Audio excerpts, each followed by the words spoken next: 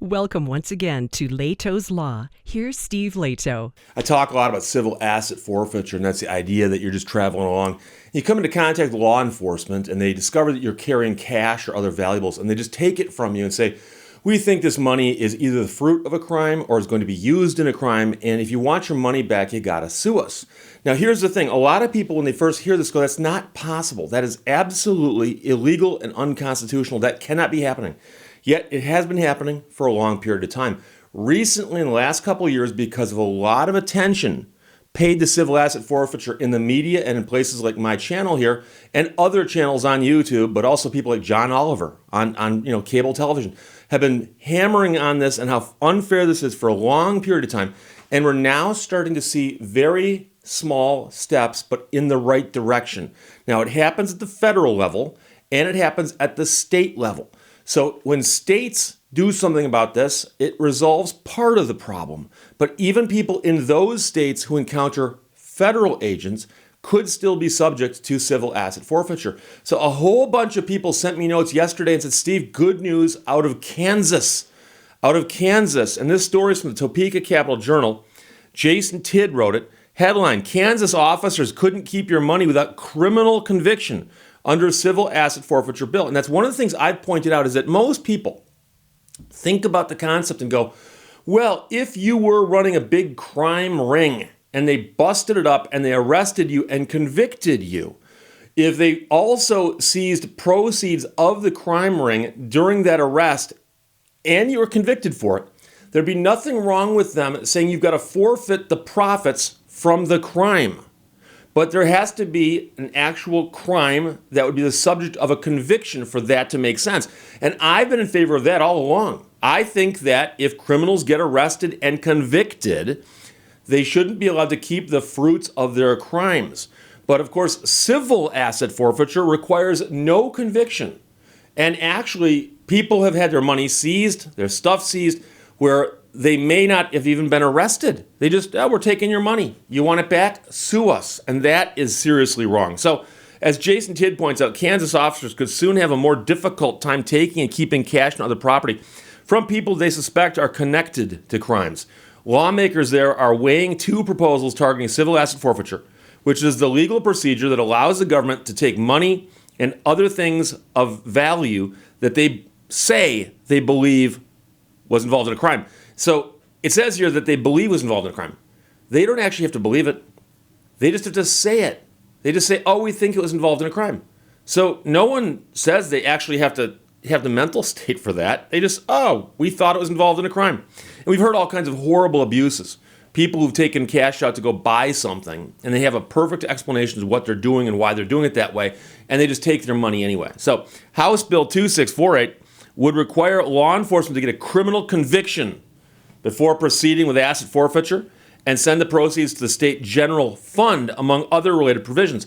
And sending the money to the general fund is important because under current civil asset forfeiture laws in most states and at the federal level, the agency that seizes the money gets to keep some or all of it.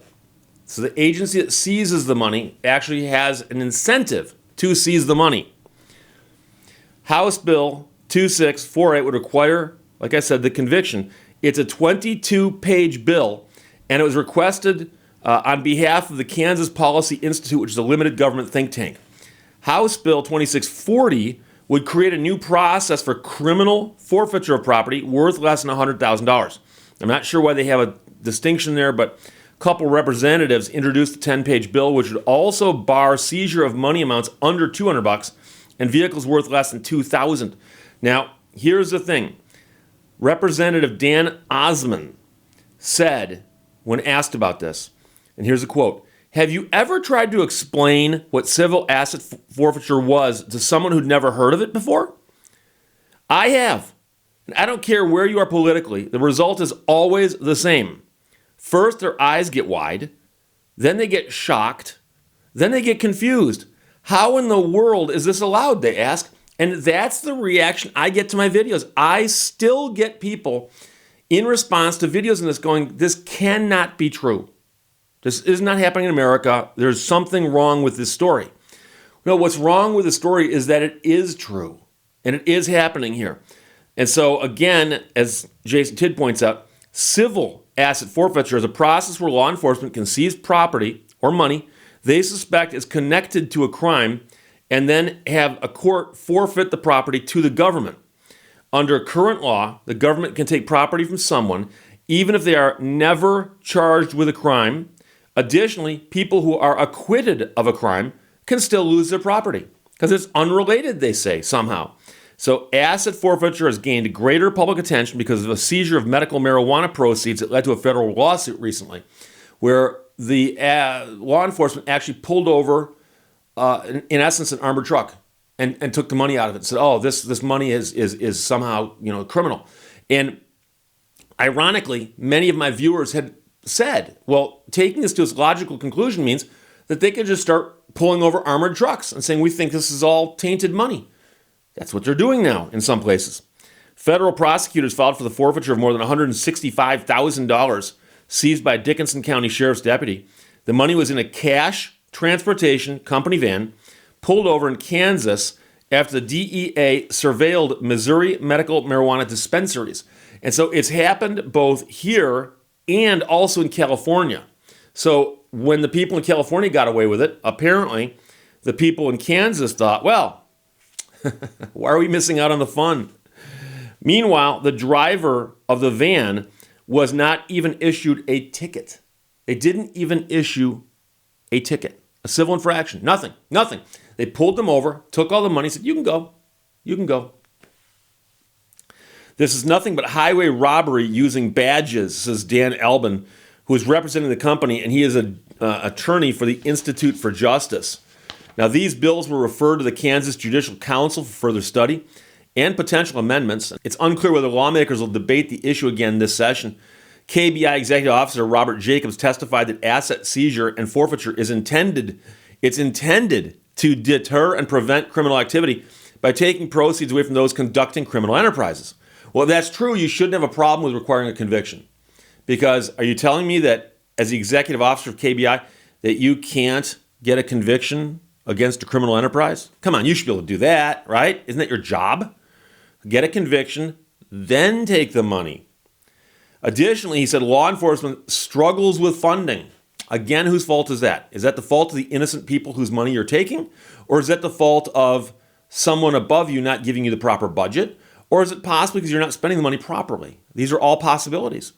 And he said that forfeiture revenue is used to supplement law enforcement operations. That is irrelevant. I don't care how you use the money after you stole it. It is still stolen money. Okay? This idea that I can steal your money when you say I want it back, I say, no, let me explain to you how I'm going to spend it. Hang on. You need to see my budget for your money. A budget office fiscal note indicates that the Kansas Highway Patrol receives nearly $849,000 a year in forfeiture revenue and spends about $437,000 from forfeiture funds, which makes you ask where the other $400,000 goes. The agency would anticipate less revenue under the bill and will likely have to shift some expenditures to other funding sources.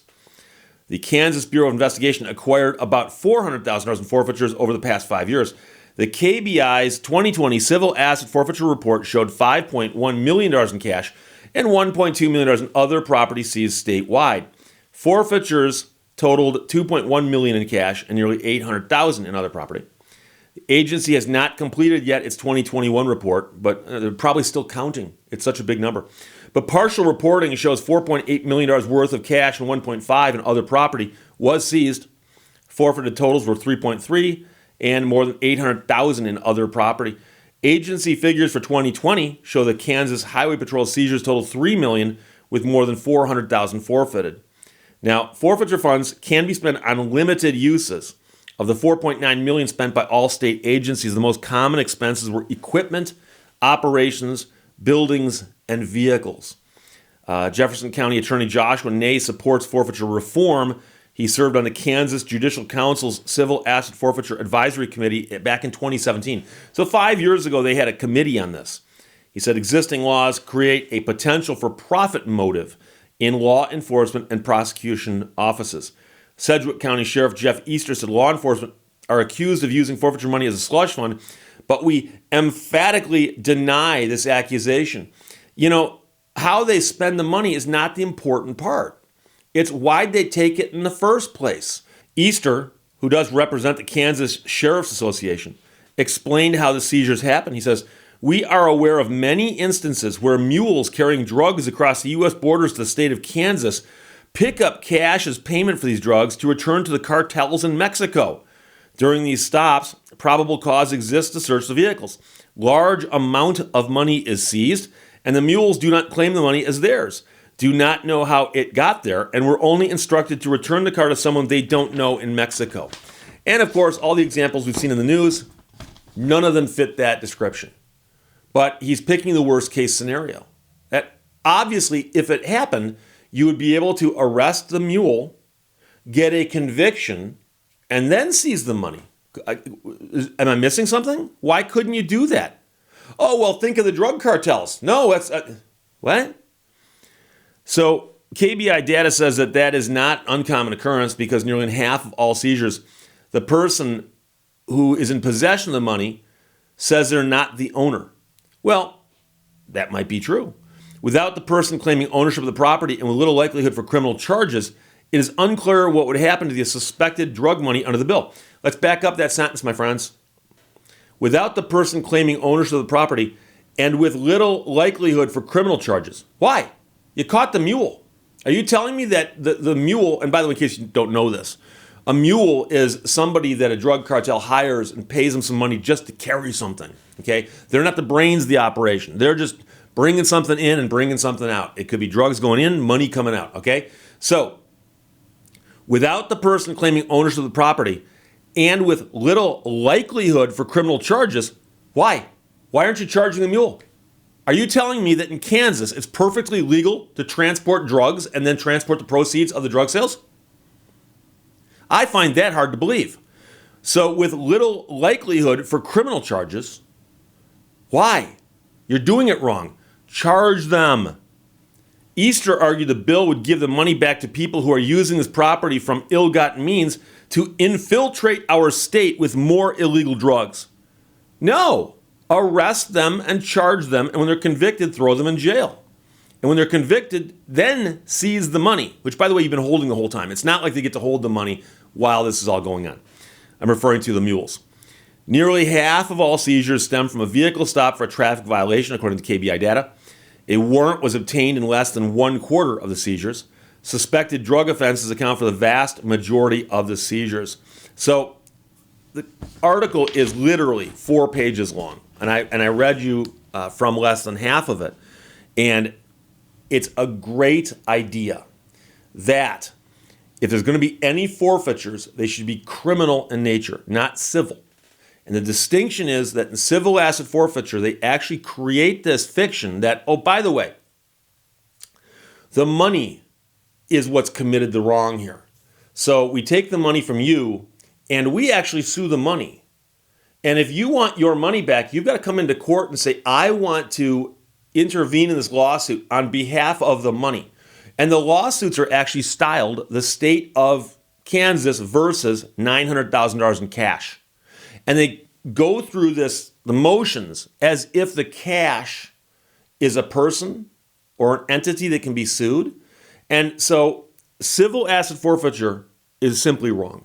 What they need to do is make it only criminal asset forfeiture. And what they do in those cases is they prosecute somebody from whom they've seized money because they claim they're involved in some kind of criminal enterprise.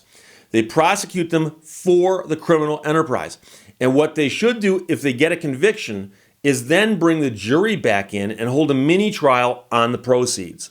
And so they'd ask the jury, do you find that these proceeds were the result of what you just convicted these people of? And if so, then that can be forfeited to the state. But it would happen only after criminal conviction in a criminal setting. Therefore, it would be criminal asset forfeiture. So this is a huge step in the right direction that Kansas is even talking about this.